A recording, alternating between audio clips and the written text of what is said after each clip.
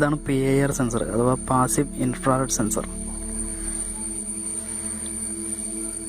സാധാരണ motion detector സർക്യൂട്ട്സിലൊക്കെ use ചെയ്യുന്ന ഒരു സെൻസർ ഇതാണ്. ലിവിങ് ബോഡീസ് എമിറ്റ് ചെയ്യുന്ന ഇൻഫ്രാറെഡ് സിഗ്നൽസ് ഡിറ്റക്ട് ചെയ്തിട്ടാണ് ഇത് വർക്ക് ചെയ്യുന്നത്. ഇതിൻ്റെ മാക്സിമം റേഞ്ച് എന്ന് പറയുന്നത് 7 മീറ്റർ വരെയാണ്. അതേപോലെ 112 ഡിഗ്രി കോണിക്കൽ ഏരിയയിലാണ് ഇതിൻ്റെ സെൻസിങ് വരുന്നത്. ഇതിനകത്ത് 3 കണക്ഷൻസ് ഉണ്ട്, 3 പിന്നുകളുണ്ട്. ഒരെണ്ണം VCC, ഒരെണ്ണം നെഗറ്റീവ്, ഒരെണ്ണം ഔട്ട്പുട്ട്. അതായത് മോഷൻ ഡിറ്റക്ട് ചെയ്ത് കഴിഞ്ഞാൽ ഔട്ട്പുട്ട് ഹൈ ആവും. അതൊരു നിശ്ചിത സമയം വരെ ഹൈ ആയിട്ട് നിന്നിട്ട് പിന്നെ ലോ ആവും. 2 വേരിയബിൾ റെസിസ്റ്റേഴ്സ് കൊടുത്തിട്ടുണ്ട്. ഇതിനകത്ത് ഒന്ന് ഡിസ്റ്റൻസ്, അതായത് റേഞ്ച് അഡ്ജസ്റ്റ് ചെയ്യാനും റേഞ്ച് കൂട്ടുകയും കുറയ്ക്കുകയും ചെയ്യാനും. പിന്നെ അതുപോലെ ഒരെണ്ണം ഈ ഔട്ട്പുട്ട് ഹൈ ആയതിനു ശേഷം എത്ര മിനിറ്റ് കഴിഞ്ഞിട്ടാണ് അല്ലെങ്കിൽ എത്ര സമയം കഴിഞ്ഞിട്ടാണ് ലോ ആവേണ്ടതെന്നുള്ളത് ഡിറ്റർമൈൻ ചെയ്യാനുമാണ് അടുത്ത വേരിയബിൾ റെസിസ്റ്റർ. ഇത് വളരെ എഫക്റ്റീവായിട്ടുള്ളൊരു സെൻസറാണ്, വളരെ യൂസ്ഫുള്ളാണ്. ഇതിനധികം വിലയൊന്നും വരുന്നില്ല. ഇതിന് 125 രൂപ മുതൽ 150 രൂപ വരെയാണ് ഇതിൻ്റെ വില വരുന്നത്. ഇനി സെൻസറിൻ്റെ ഉള്ളിൽ നോക്കുകയാണെങ്കിൽ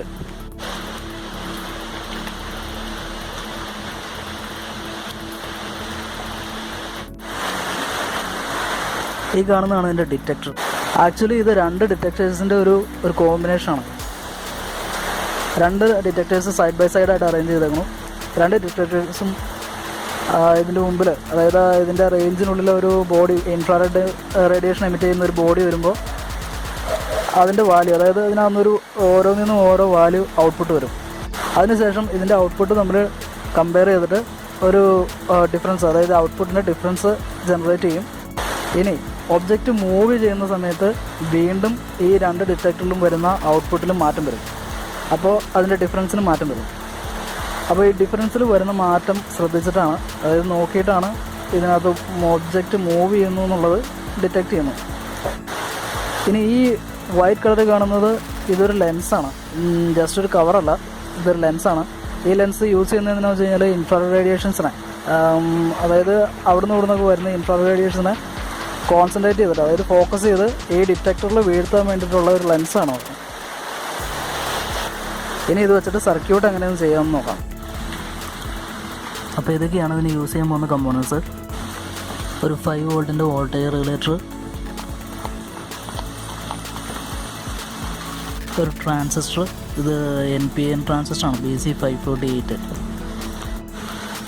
ഒരു 12 വോൾട്ടിൻ്റെ ഓൺ ബോർഡ് ബസർ, പിന്നെ PIR സെൻസർ. ഈ സർക്യൂട്ടിന് ആവശ്യമായിട്ടുള്ള കമ്പോണൻസ് ഇതൊക്കെയാണ്. ഇനി ഒന്ന് കണക്ട് ചെയ്തിട്ടൊന്ന് ടെസ്റ്റ് ചെയ്ത് നോക്കാം.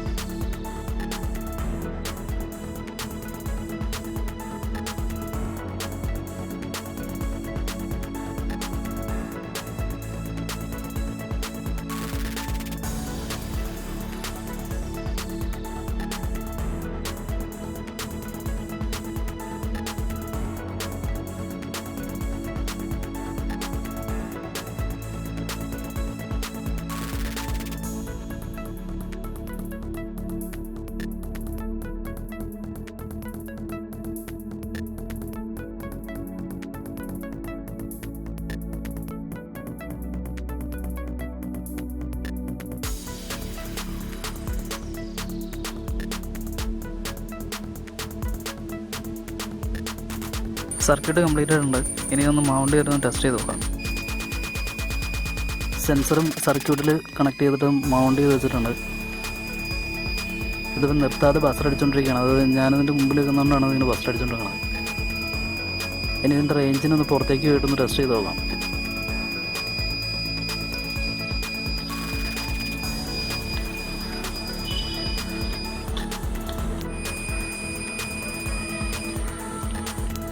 സെൻസറിൻ്റെ മുമ്പിൽ അനങ്ങാതൊക്കെ ആണെങ്കിൽ സെൻസർ ഓഫായിരിക്കും.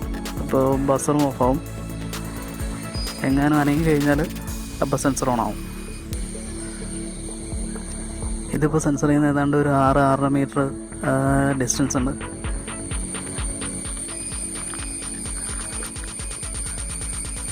ഈ ഒരു റേഞ്ചിലും മോഷൻ സെൻസ് ചെയ്യുന്നുണ്ട്.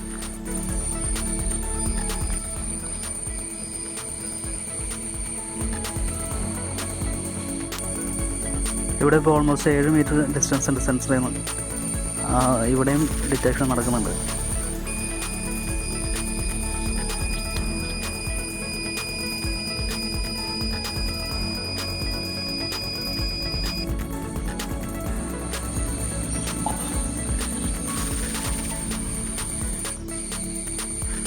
ഇതിൻ്റെ ഡിറ്റക്ഷൻ നടക്കുന്നത് കൂടുതലും ഇതിൻ്റെ സൈഡ്, അതായത് സെൻട്രൽ ലൈനിൽ നിന്ന് കുറച്ച് സൈഡിലേക്ക് അങ്ങോട്ടും ഇങ്ങോട്ടും മാറുമ്പോഴാണ് കൂടുതലും ഡിറ്റക്ഷൻ നടക്കുന്നത്. അപ്പോൾ ഈ വീഡിയോ ഇത്രയേ ഉള്ളൂ. അതായത് PIR സെൻസർ വെച്ചിട്ട് മോഷൻ ഡിറ്റക്ടർ അലാം, വളരെ കുറച്ച് കമ്പോണൻസ് യൂസ് ചെയ്തിട്ട് ചെയ്യാവുന്ന ഒരു എളുപ്പമായിട്ടുള്ളൊരു മോഷൻ ഡിറ്റക്ടർ സർക്യൂട്ടാണത്. ഒരു PIR സെൻസറും പിന്നെ ഒരു ബസറും ഒരു ട്രാൻസിസ്റ്റർ. ബസറിനെ സ്വിച്ച് ചെയ്യാൻ വേണ്ടിയിട്ടാണ് ട്രാൻസിസ്റ്റർ യൂസ് ചെയ്തേക്കുന്നത്. ഇതിൻ്റെ ഔട്ട്പുട്ട് നേരിട്ട് ബസറിലേക്ക് കൊടുക്കാതെ ട്രാൻസിസ്റ്റർ വഴി കൊടുത്തതേ ഉള്ളൂ. പിന്നെ ഒരു 5 വോൾട്ട് റെഗുലേറ്റർ. ഇങ്ങനെ വളരെ ചുരുക്കം ചില കമ്പോണൻസ് യൂസ് ചെയ്തിട്ടാണ് ഇത് ചെയ്തേക്കുന്നത്.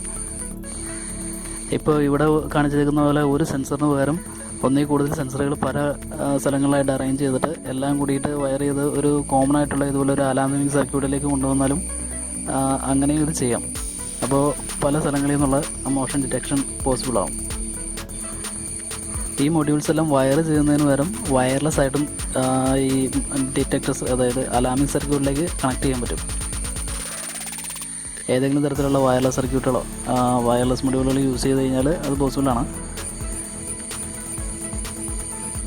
അതിനുശേഷം ഏത് ഭാഗത്താണ് ഡിറ്റക്ഷൻ നടന്നേക്കുന്നതെന്ന് മനസ്സിലാവണമെങ്കിൽ ഒരു 805 പോലുള്ള എന്തെങ്കിലും മൈക്രോ കൺട്രോളറിൽ ചെറിയൊരു പ്രോഗ്രാം ചെയ്തിട്ട് ഒരു LCD ഉൾപ്പെടുത്തി കഴിഞ്ഞാൽ അത് മനസ്സിലാവും. അതായത് കുറച്ചും കൂടി അഡ്വാൻസ്ഡ് ആയിട്ടുള്ള രീതിയിൽ ഇത് ചെയ്യാൻ പറ്റും.